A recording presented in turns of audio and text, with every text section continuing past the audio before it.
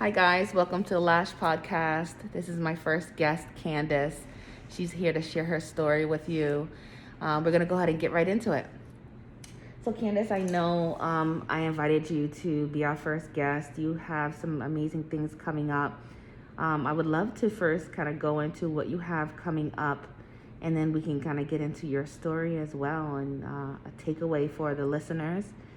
So go ahead and tell us what you have coming up.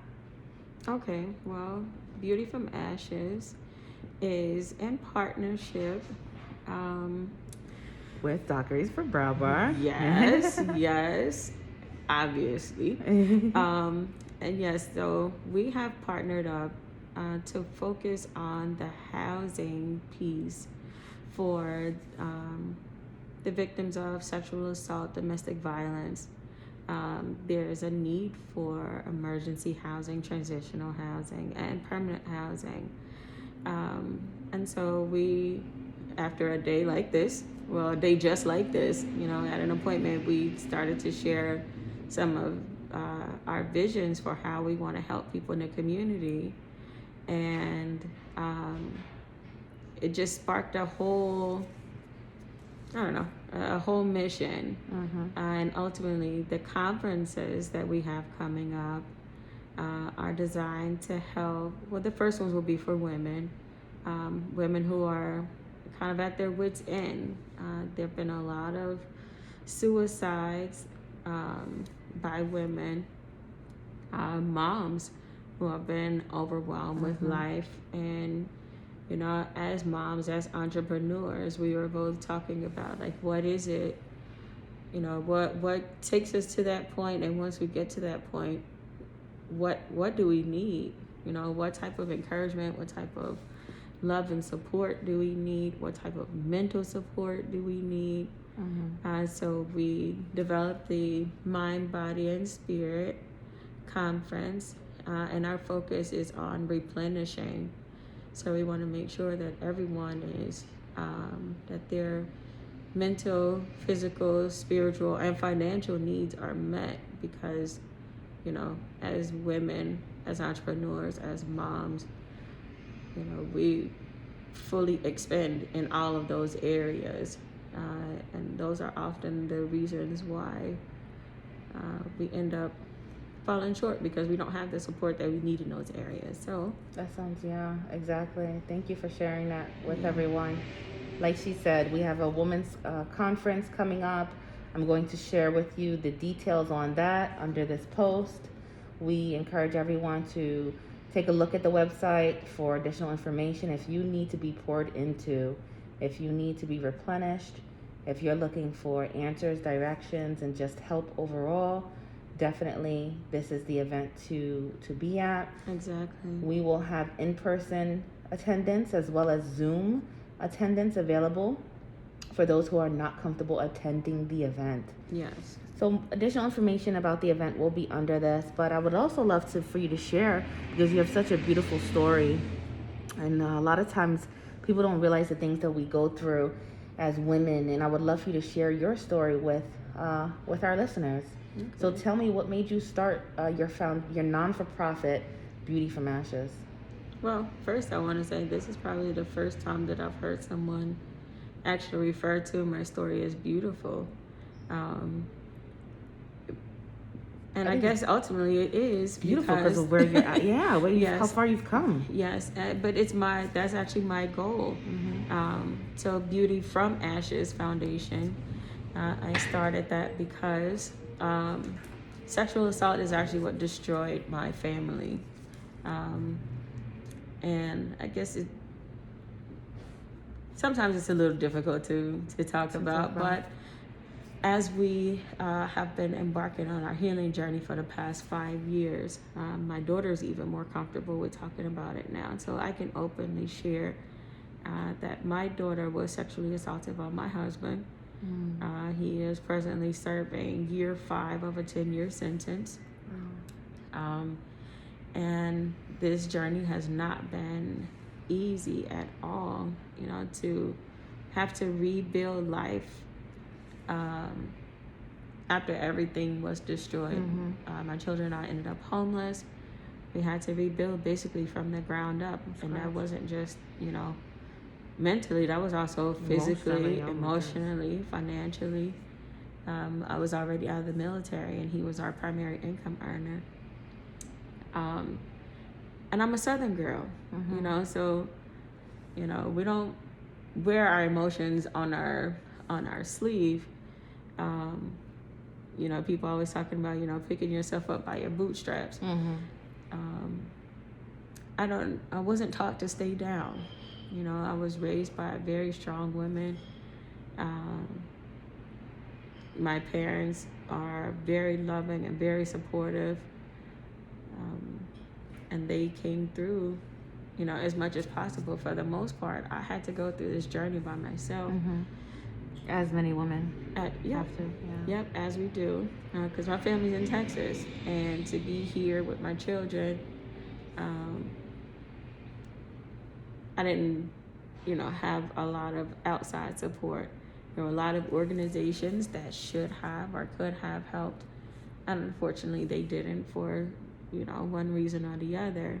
And with Beauty from Ashes, my goal is to fill in the gap. Because my children and I, we fell through so many gaps, so many cracks, so much red tape in the system. And I want to make sure that the victims can get to healing much sooner than what we did.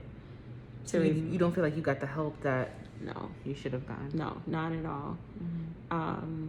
The resources were all over the place. We didn't have enough advocates. We didn't have enough people pouring into us, mentally, spiritually, or financially. It was really challenging. But my focus was always teaching my kids how do we make the best of it. Some of the shelters that we were in. Now, I'm silly and resourceful.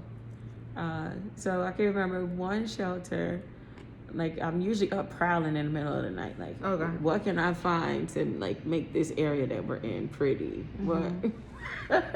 How do I make this more comfortable?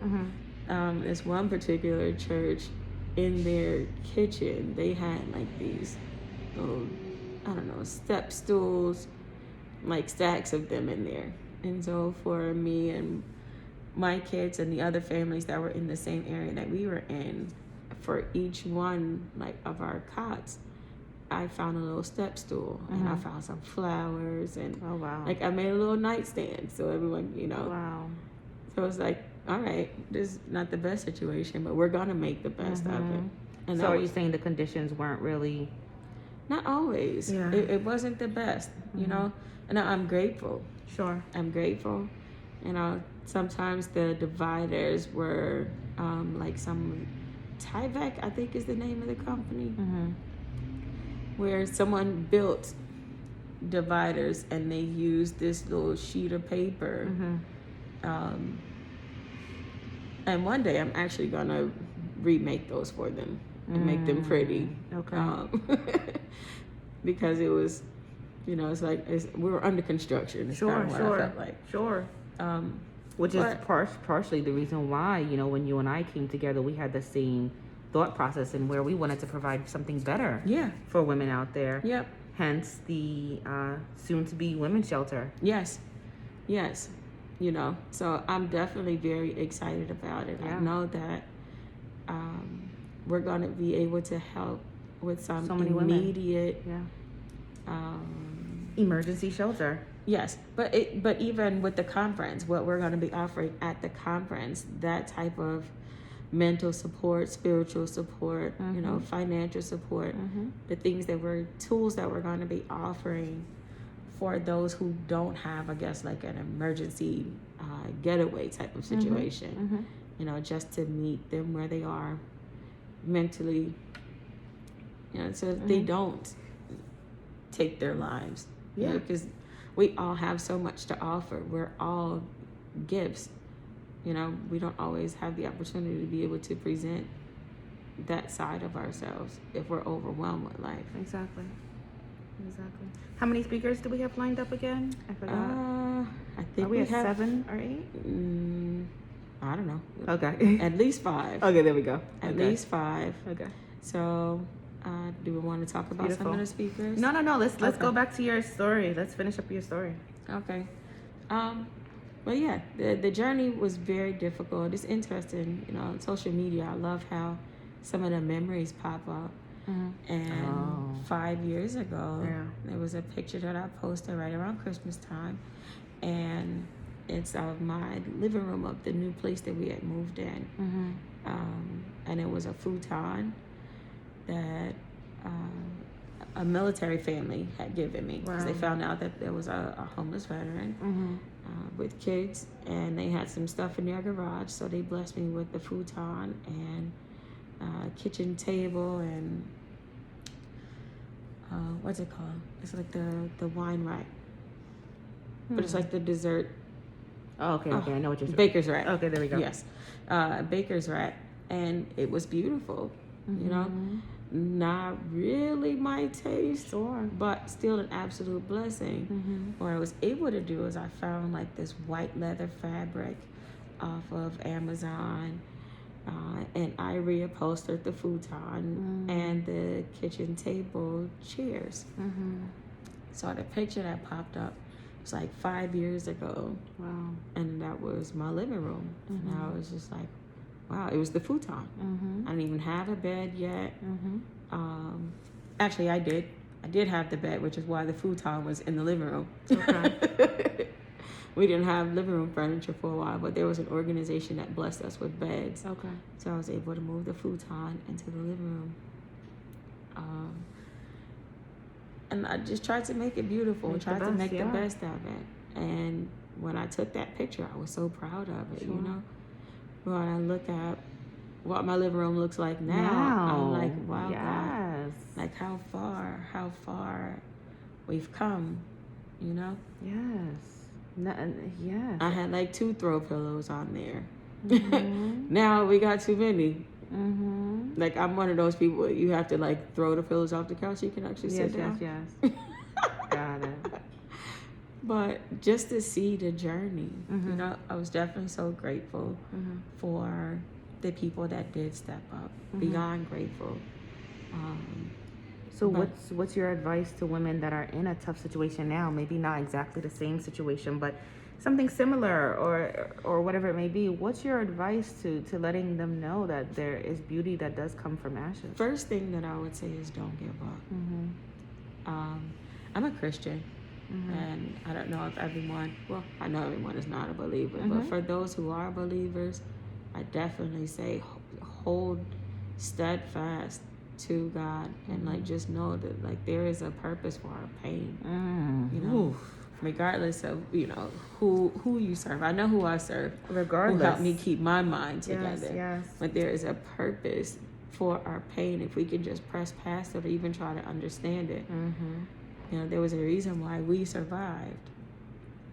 It's not just for us, but for those of us for those who are coming behind us. Like, how do we help them navigate it? Because without us, they won't make it.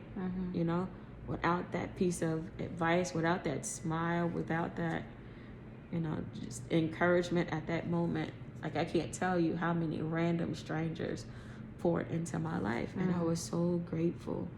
But I was always looking for God, like, Lord, please speak to me, send someone to help me. Just let somebody smile at me today. Like, just constantly looking for the beauty in life. So for about 6 months we were homeless again, and I lived basically in my car. A hotel hopped. We did some shelter hopping, but I kept my gym membership. That's what I showers, had. Right? Yeah. I had my car and my gym membership. And so we did 2-a-days. My son and I were just talking about it the other day. It's like we did 2-a-days. We worked out twice a day, but that was our excuse. That was our getaway. To go and we worked out and we showered. That was the way that I made sure we had a safe place to shower, a nice place to shower. But also the working out also helped with the mental state with the mental stress. So I was like, all right, y'all, we're gonna be the sexiest homeless people out here. But like just constantly teaching them how to navigate through it, how to make the best of it, If you don't mind me asking, how old were your children at that time? Well, this was just a couple of years ago. Yeah. So TJ's 15 now, so initially just started when he was 10. And Tara is 21 now, so 16. Yeah, that's when life hit the fans for us. Yeah. A couple of times we experienced homelessness throughout our healing journey over the past 5 years. I think we were homeless 3 times. 3 times. The last time was 6 months. That was the longest stint, and it was really very, very difficult. Definitely hard to stay focused on the beauty, but it was my relationship with God that really kind of kept me sane. Like, this too shall pass. Yeah. What gems and jewels did you tell your children? Because when we're going through things, when things are tough, we're going through things as it is, but you also have to stabilize your children. You also have to kind of keep them grounded. What things did you tell your children to get through it at that time? Really exactly what I've been saying so far. Like, we're gonna make the best of this. It was my actions more so than my words. For instance, I know that my daughter had some rough times in college emotionally, and she said, "Mommy, there were days I wanted to just stay in bed," and she said, "I laid down, like I was like determined, I'm gonna pout." Sometimes we want to this stay is in just that gonna place. be a bad day, and I'm just gonna accept that it's a bad day, and I'm staying in bed. And she was like, "Mommy, I tried and I couldn't. My body wouldn't stay. All I could hear was you. All I remembered was you." And she was like, "I got up and got dressed and went about my business." She was like, "I couldn't stay there in that spot and just soak. It doesn't make any sense." Was it something you said to her that she said, "All I could remember is you"? Was it yes, something you said? because so as she was coming through her healing process, right? Initially, she was really depressed, and she wanted to stay in her room in the dark. And I let her do it for a little while, and then one day I was like, "All right, enough is enough." I'm opening up windows. Oh, she was so mad. And I was like, "Today's the day you get up." And she was like, "I don't want to." I was like, "It's fine, but you're still going to." It's like, "You need to get up, you need to shower, wash your face, comb your hair." I was like, "If you need me to beat your face for you, I will. Yeah. If you need me to shower you, I will. But today is the day you get up." And so she got up. She was mad. Yeah. She was so mad. I brought her to school, and she called her father, and he came and picked her up. Got it. But the next day, she got up on her own, and she's pretty much been at school ever since. She graduated high school at the top of her class. The same, she's been on the dean's list every year in college. Every semester in college since she left. And she's a senior now. She's graduating in May, and I can't be more proud of her. Like, just, I know that I taught her something. It's like, you don't give up. You don't give up on your dreams. You don't let circumstances or people take away from you. It may be a setback, but ultimately it's a setup for success, depending on how we view it. It's all about how we view it. Yeah. So, mindset, I think that's what I really taught my kids. Now that I battle with depression, absolutely. I'm also an Army veteran, so I was already managing PTSD, and then life kicked my chest in, my back in, my legs in. You're battling emotionally and physically. Yes. Physical ailments, yeah. Yeah. So, mindset. I think that's the one thing that I showed them, was like, you don't quit, you don't give up. You don't give up on your dreams, you don't let circumstances or people take away from you. You know, it may be a setback, but ultimately it's a setup for success, depending on how we view it. Yeah. So, mindset, I think that's what I really taught my kids. Now that I battle with depression, absolutely. I'm also an Army veteran, so I was already managing PTSD, and then life kicked my chest in, my back in, my legs in. You might get knocked down. You stay down for a minute and acknowledge that pain, and then you get up and you move forward. Well, thank you for sharing that. Thank you very much. Let's definitely talk about what things they can expect at the women's conference. Okay, well, mind, body, and spirit replenishing. That's what you guys can expect. We are bringing in speakers that are going to speak to each area. You know, we have people who are going to speak to The mind. you know, making sure that we're fully aware of where we are mentally. You know, we have someone who's going to come in and talk about how we should be taking care of our bodies, inside and out.